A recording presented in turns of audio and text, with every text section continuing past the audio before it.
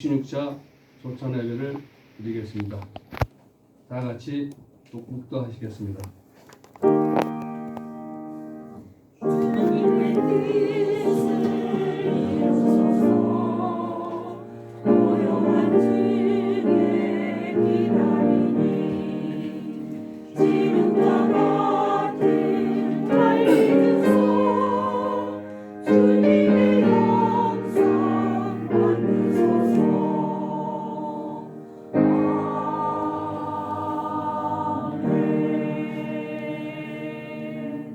마음을 같이하여 같은 사랑을 가지고 뜻을 합하며 한 마음을 품어 아무에게든지 다툼이나 허용을 하지 말고 오직 겸손한 마음으로 각각 자기보다 남을 낮게 여기고 각각 자기 일을 돌볼 뿐더러 또한 각각 다른 사람들의 일을 돌보아 나의 기쁨을 충만하게 하여 주옵소서.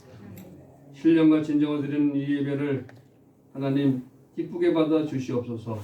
예수님의 이름으로 기도드렸습니다. 아멘. 찬송가 552장 해가 돋을 때를 부르시겠습니다.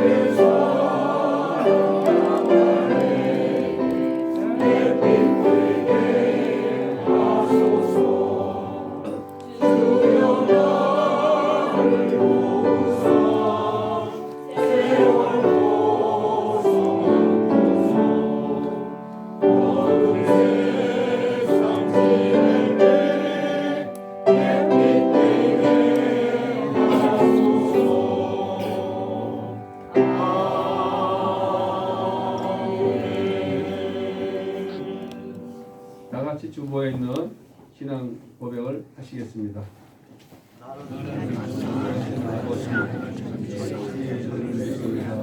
나는 그의 일에 신앙을 믿습니다. 그는 성성을 위하여 공동의 말에 하시고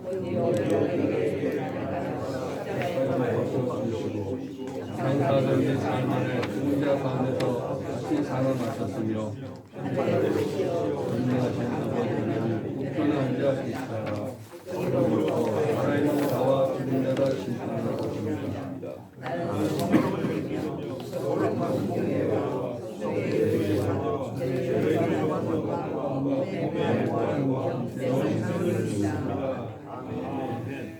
찬송가 586장 어느 민족 누구에게나.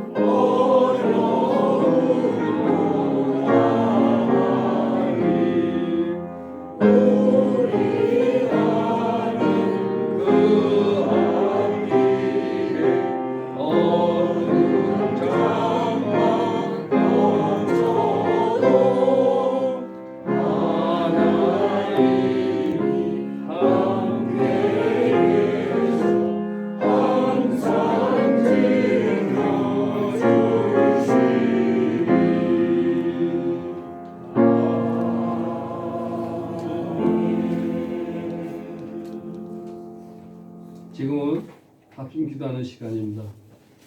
주변에 적혀있는 기도 제목대로 통성으로 기도하신 후 황영춘 집사님이 나오셔서 기도해 주시겠습니다. 제목은 복음으로 통일된 대한민국의 안보와 사회질서 유지 및 경제 발전을 위하여.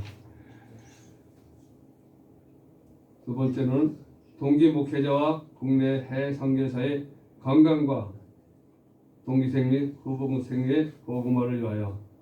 세 번째는 동기생 가정의 평강과 바른 믿음 안에서 성령의 연혈을 풍성히 맺을 수 있도록 통성 기도를 하시겠습니다. 하나님 아버지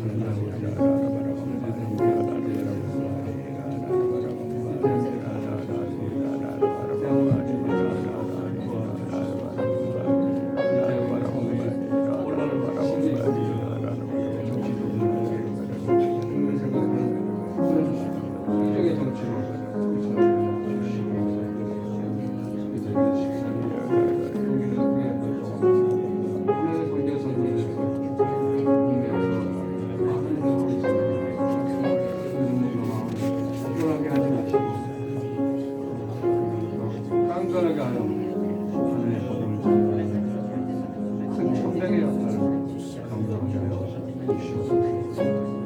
나는 오늘 저기 오늘의 시대에서 건강하고 강건하게 할 주시옵소서. 우리 가정에는 화평과 평화 넘치게 하여 주시옵소서.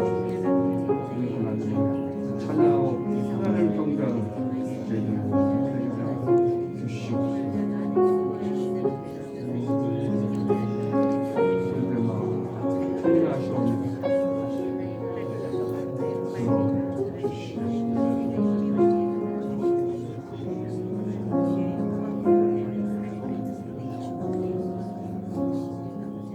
예수님의 이름으로 기도를 드렸습니다.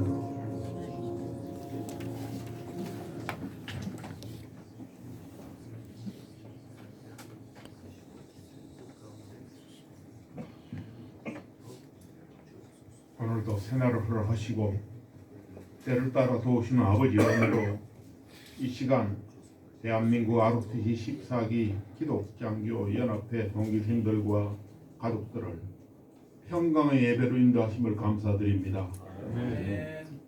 하나님 아버지, 이 땅은 지금 하나님의 창조 질서가 무너져가고 불의가 만연한 가운데 있습니다. 곤란한 나라를 주님께서 붙들어 주시기를 간절히 기도합니다.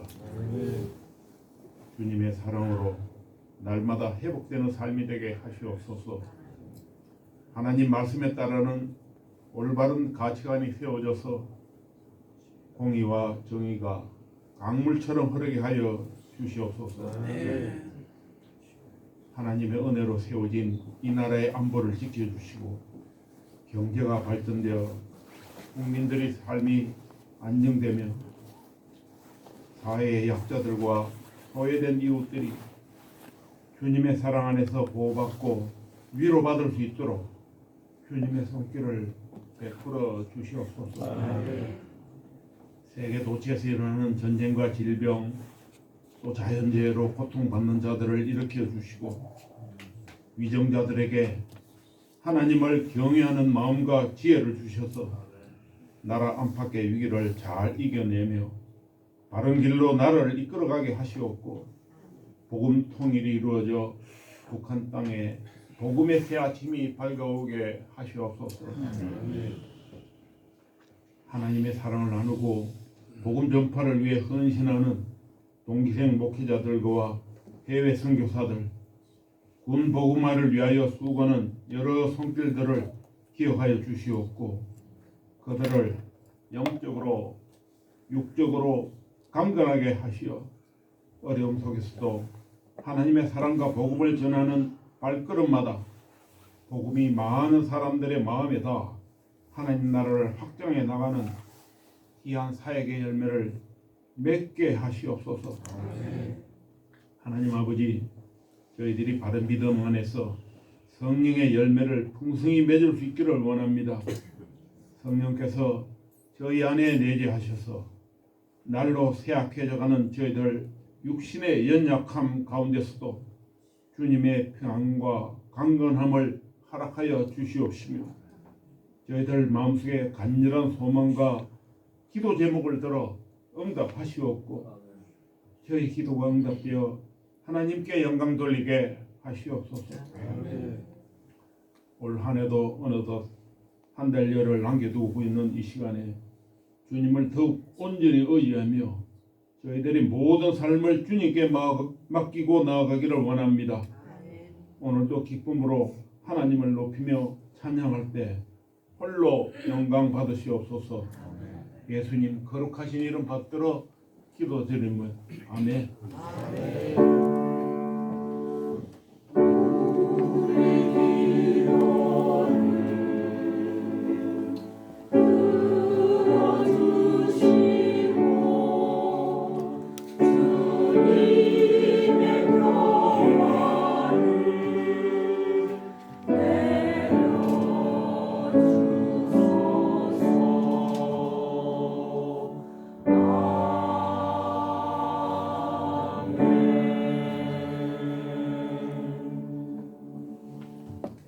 오늘의 말씀은 이사야 60장 1절과 호세아 6장 1절 주로 오른쪽에 있습니다.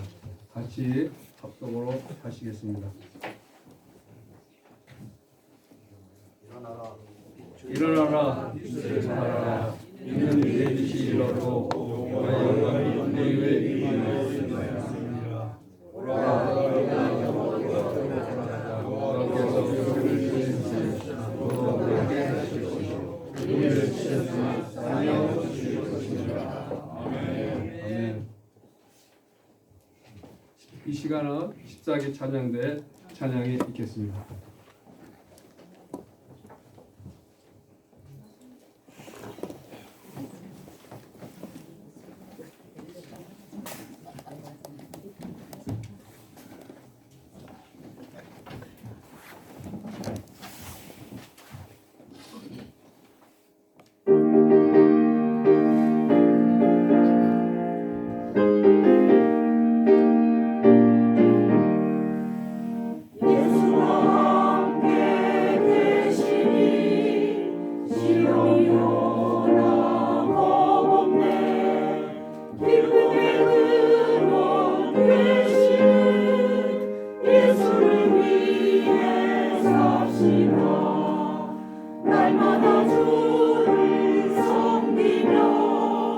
언제나 주를 기리고 그 사랑 안에 살면서 딴 길로 가지 맙시다.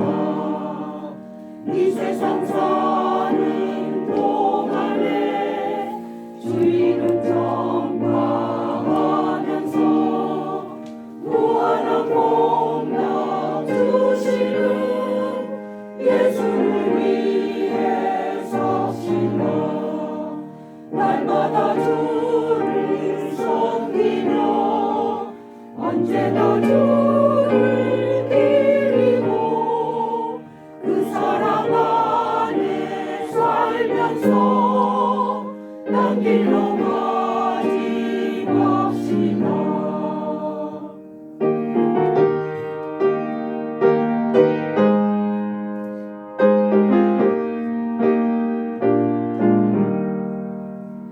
주께서 심판하실 때 잘했다 칭찬하리니 이러한 상급 얻도록 예수를 위해 섭시다. 날마다 주를 섬기며 언제나 주를 기리고 그 사랑 안에 살면서 딴 길로 가지 맙시다.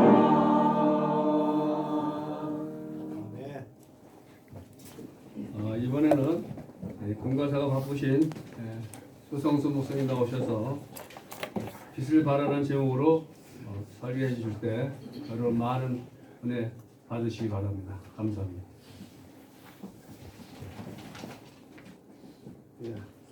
기도드리겠습니다. 사랑의 하나님 감사드립니다. 오늘 이런 새벽미에 끼워주셔서 온 각지에서 제36회 조찬 예배를 드리게 해주시니 감사드립니다. 만년 역사에 하나님 모르던 백성들에게 한역사와 선교사를 파송하여 복음을 전파해 주시고 자랑문화 일제의 시민 통치와 6.25 전쟁의 폐후에 하나님 이 나라를 축복하여 주셔서 세계 제12의 경제대국과 제2위의 선교대국으로 성장해 주시는 은혜를 감사드립니다. 하나님께서 이렇게 사람들을 한국 전쟁이 최대 위기에 직면하고 있습니다. 성령께서 함께 주셔서 이 시대, 이 민족의 시대인 소멸 감당해 하시고 하나님이 한국 교회 성도들과 교회 지도를 구해하신 시대의 소멸을 당할 수 있도록 인도하시고 여기에 앞장서는 우리 ROTC 기독장교연합의 14기 신흥화 되게 축복해 주시옵소서. 또 10시에 시작된 포럼에도 축복해 주셔서 주 안에서 만사 형통케 하옵소서. 감사드리며 우리 주 예수 그리스도의 이름으로 기도드립니다. 아멘.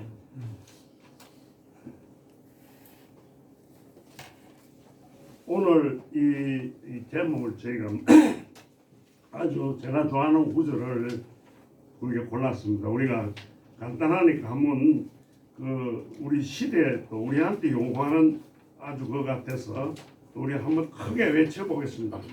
일어나라. 우리가 영어로 하면 명명어로 말하면 우리 엔드 하면 그리고 오만 하면 그렇지 않으면 다잖아요. 그러니까 우리가 일어나라. 같이 함께 일어나라. 일어나라. 빛을 발하라. 빛을 발하라. 일어나라는 어라이저죠. 어라이저. 그 다음에 그러면 엔드 아닙니까? 이 자리를 빌어서 제가 ROT 장교하면 제일 아쉬운 게 하는 게 통역 장교 시험 기회를 놓쳐가지고 통역 장교 못된 건 굉장히 저는 억울하게 생각하고 있습니다. 만약 통역 장교가 됐다면 뭐 6번이나 어디 합참에 근무해서 고시 공부를 고시를 했을 텐데 안 된 시험을 못 친 덕택에 아주 아쉽게 생각하면서 오히려 더 보병 장교를 한 걸 아주 자랑스럽게 생각하고 있습니다. 오늘 제가 기도에서도 말씀드렸듯이 우리 하나님 엄청나게 축복해 주셨는데 저로서는 이게 저하고 생각 같은 분들이 많습니다. 하나님이 축복해 주셨는데 6.25 전쟁 이후에 최대 위기가 아니었느냐. 그래서 이 구절로 한번 말씀을 상고해 보기로 했습니다. 뼈아픈 과거를 기억할 줄 모르는 사람은 과거를 되풀이해야 한다. 설교로운 사람은 경험 속에서 지혜를 배우고 지혜로운 사람은 역사 속에서 교훈을 얻는다. 이 철학자가 말씀하신 말씀이죠. 그 다음에 이제 처칠이 한 유명한 말 있죠. 계속 싸우면 이기는 나라는 이기는 사람은 그 백성이 있는데 거기 패배해버리면 아주 희망이 없다. 그 다음에 이제 우리가 유대인 학살 600만 명 학살된 유대인 거기 가면은 용서하라. 그러나 잊지 마라. 이렇게 되어 있죠. 우리 국사 역사평찬 위원장을 역임하신 이인호 교수께서 대한민국 건국사를 우리가 세 가지 혁명으로 그렇게 보고 있습니다. 대한민국의 건국은 혁명이었고 프랑스 혁명이나 미국의 혁명과 마찬가지로 성공한 혁명이었다. 세 가지 첫째가 뭐냐면 우리가 일제나 미군정에서 벗어나 독립국가로 재탄생하여 국제사회 이전으로 첫째가 주권국가가 되었다는 것. 두 번째, 우리 왕조시대에서 또 일제 식민 통치에서 벗어나가지고 민주공화국을 건설했다는 것. 그 다음에 세계에 셋째, 이제 공사이나 전제 정치가 아닌 자유민주주의 질서를 해보겠다. 이런 걸 내었습니다. 지금 우리가 분단 상태에 있게 되는데 분단하게 된 요인을 한번 되돌아보고 특히 저희가 이제 우리가 이제 한국 전사를 통해서 우리 분단과 전사 이 과정을 한번 짧은 시간만 되돌아보는 그런 시간을 갖고 있습니다. 우리가 잘 안다시피 우리는 일제 식민지 우리 스스로 독립을 못했기 때문에 오늘 이런 상황을 직면하고 있는 거죠. 이런 상황이 많은 근본적인 원인은 뭡니까? 2차 세계대전에서 일본이 항복을 하지 않는데 8월 6일 날 히로시마 또 9일 8일 날 나가사키에 원폭을 토하게 되니까 이제 무조건 항복하게 되죠. 여기에서 우리 세계 전사를 보게 되면은 세계 2차 대전이 발生미국은 꾸준히 소련에게 참여를 요구합니다. 왜냐하면은 일본의 초토화 작전 여기에 미군이 많이 전사되기 때문에 끊임없이 스탈린한테 미국이 요청을 하지만 스탈린은 코방구도 끼지 않죠. 왜? 많은 걸 받아내기 위해서. 그래서 결국 뭡니까? 히로시마에 폭탄 떨어지는 거 보니까 바로 소련이 선전 포고하고 일본에 선전 포고하고 바로 물밑에 내려오죠. 물밑듯이. 왜 그랬냐? 우리가 잘 알다시피 일본은 미국과 일전을 해야 되니까 소련하고 불가침 해야 되고, 독일은 또 그 2차 세계대전 그게 해야 되니까 그 소련하고 불가침 조약을 맺죠. 그런데 유리하게 되니까 독일이 바로 소련을 침공하죠. 소련도 마찬가지입니다. 유리하게 되니까 일본을 침공해서 물밑듯이 내려오니까 이제 그거는 미국 측은 당하게 되죠. 벌써 미국은 오키나와에 있는데 벌써 북한에는 다 진주해 버렸으니까. 그래서 우리가 잘 아는 이제 딘러스커 옛날 국무장관 했고 본스틸 대령이죠. 우리 주한미군 사령부 한 사람들이 그 위원회를 거쳐가지고 38선을 구하게 되죠. 그 38선을 구해서 이제 북한은 소련이 남한은 무장 해제로 왔는데 우리가 잘 아는 어제가 김정삼 대통령 구주기였어요. 제가 거기 다녀왔는데 김정삼 대통령이 그 러시아를 방문해가지고 옐친으로부터 300년 정도의 원서를 그걸 받았죠. 한국 전쟁에 그걸 거기 보게 되면은 명확하게 잘 나와 있죠. 소련은 벌써 45년 9월 28일 날 스탈린은 지역 사령관에 명령합니다. 북한을 소비했다 하라. 소비했다. 우리가 그 이유가 어떻게 정해졌습니까? 북한은 한 2달 만에 토지 개혁을 다 해버리죠. 토지 개혁. 우리는 몇 년 걸렸습니까? 48년 국회가 돼가지고 재헌국회가 돼가지고 조봉암 그 농림장관이 해서 6.25 전쟁 전에 겨우 이제 그걸 했습니다. 그리고 그 북한은 3개월만 그렇게 해버렸죠. 그 다음에 대의원 제도를 해가지고 인민위원회 해가지고 벌써 1년 내 거기는 정부가 수립된 거죠. 어떻게 토지 개혁을 3개월만 할 수 있습니까? 그게. 그러면서도 이제 정부는 안 하고 있다가 우리가 이제 8월 15일 48년 8월 15일 정부를 수립하게 되니까 자기들은 9월 9일 지금 9월 9일로 저기 하고 있죠. 이렇게 이제 해온 걸 우리가 잘 알 수 있습니다. 잘 알 수 있고 그 다음에 이제 6.25 남침하게 된 걸 우리가 한번 또 되돌아보게 됩니다. 6.25 남침을 하게 된 걸 보면은 49년 3월에 김일성하고 박헌영이 스탈린을 방문하게 됩니다. 3월달에. 그래가지고 남한을 침공하겠다. 지금 어디 서해 오도를 침공하겠다는 겁니다. 서해도. 그 스탈린이 못하게 합니다. 하면 안 된다. 왜 안 되느냐? 미국이 개입하게 된다 이런 이야기예요. 미국이 개입하게 되면은 전동도 확산이 안 되니까 하지 못하겠어요. 그런데 이제 그 다음에 50년 뭡니까 이제 3월 달에 방문하면 승인을 하게 됩니다. 그 사이에 어떤 국제적인 변화가 있었냐? 49년 10월 1일 날 모택동이 장기에서 중국 정부를 구했죠. 그 다음에 그때만 해도 미국은 원자 폭탄 실험이 안 됐어요. 49년에. 그래서 49년 만에 이제 원자 폭탄을 성공하게 되는데 49년 말에 미국하고 소련의 그 원자 폭탄 비율이 뭐냐면은 소련은 5대, 미국은 250배인 거예요. 그러니까 메가드가 계속 핵폭탄 사용하자는 이유가 있는 거예요. 한 방만 그냥 만주 지역에 때려버리면 훨씬도 못한다는 그런데 계산이 다 있었습니다. 그런데 우리가 이제 재밌는 사실을 한번 쭉 훑어보도록 하겠습니다. 미국은 또 어땠습니까? 50년 1월 19일 날 에치슨 선언이라는 발표하죠. 그게 뭡니까? 태평양 지역의 방어에 한국 빠졌다는 거예요. 이걸 빠졌다는 것은 상당한 의미를 갖고 있는 겁니다. 어떤 의미냐? 대만을 그냥 넘겼다 이게 너가 줄 테니까 너가 소련한테 우리한테 오라 이런 이야기야 미국이. 그러니까 이제 소련으로서는 미국이 개입을 안 하겠다 이런 판단해서 이제 개입을 하게 되죠. 개입하게 되는데 스탈린은 이제 이게 여기 보면은 스탈린은 여러 가지 다른 계획이 있었죠. 스탈린의 전략이라는 것은 우리가 뭐 여러 가지 전사에서 봅니다만은 스탈린은 미국을 전쟁에 끌어내어 가지고 한국에 붙들어 놓겠다. 그러고 또 중국하고 완전히 견훈 제한을 만들어 놓아 원수를 만들어 놓아야겠다. 그렇게 소련한테 유리한 거예요. 소련한테. 왜냐하면은 우리가 잘 알다시피 동구권에서 그랬을 때 티토가 저기 뭡니까 자주 노선을 가하죠. 그러니까 스탈린이 보기에는 뭐 대통령이 이 보통 인물이 아니다 이런 이야기예요. 이건 아주 자기한테 위협적인 존재란 말입니다.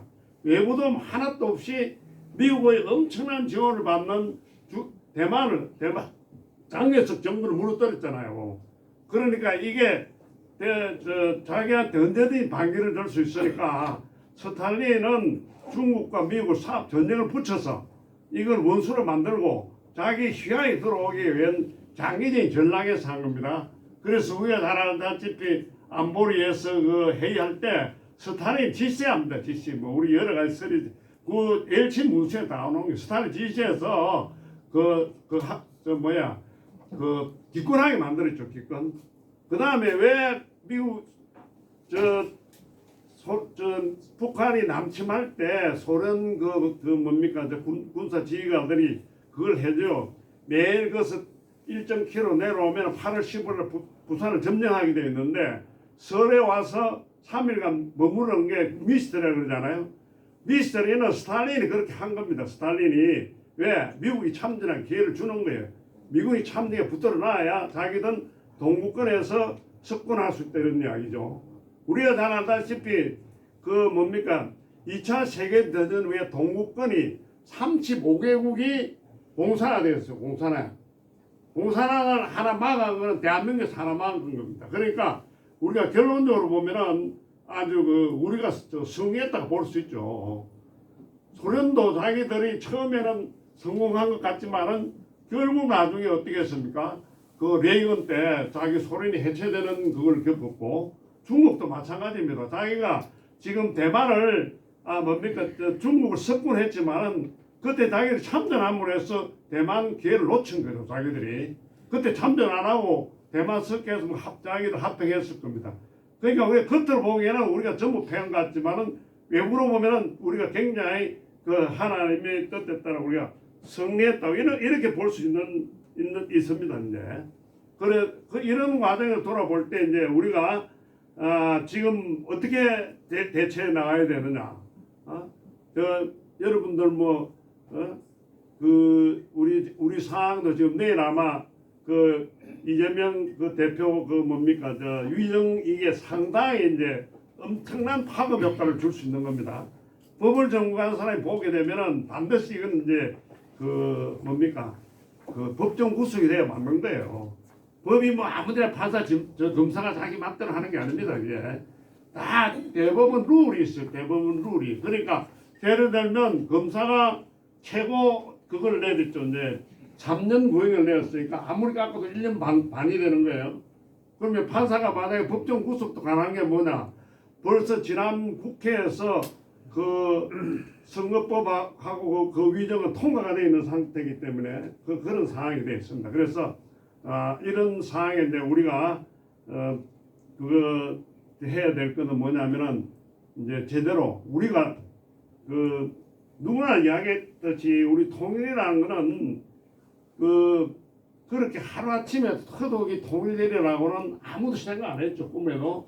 그런데 우리가 잘 아는 제가 이제 고대 영자신문 기자를 했기 때문에 그 레이건 때 우리가 미국 하면 제일 중요하게 보는 게 안보 보좌관 아닙니까? 그 국경을 다 하니까 그 당시 레이건을 보좌했던 그 리차드 앨런이 우리 고대를 방문했어요. 김준호 총장님 만나러. 저 기자기 때문에 배석해서 그 이제 기억이 나는데 그분이 뭐라 그러냐 하면은 우리가 소련한테 너무 양보를 많이 했다. 그게 뭐야? 제일 패다 한국이라는 겁니다. 한국. 그게 일본 그 무장 해제시키기 위해서 소련한테 동등한 권한을 준 거죠. 소련은 뭐 파죽지처럼 8일 왔기 때문에 전사한 것도 없고 그런데 전후 한국이나 세계 질서하는데 아주 엄청난 권한을 준 게 그거 자기 미국의 실책이라 그런 거예요. 그게 이제 그 반격한 게 뭡니까? 알렌이 자기 주장합니다. 스타워즈.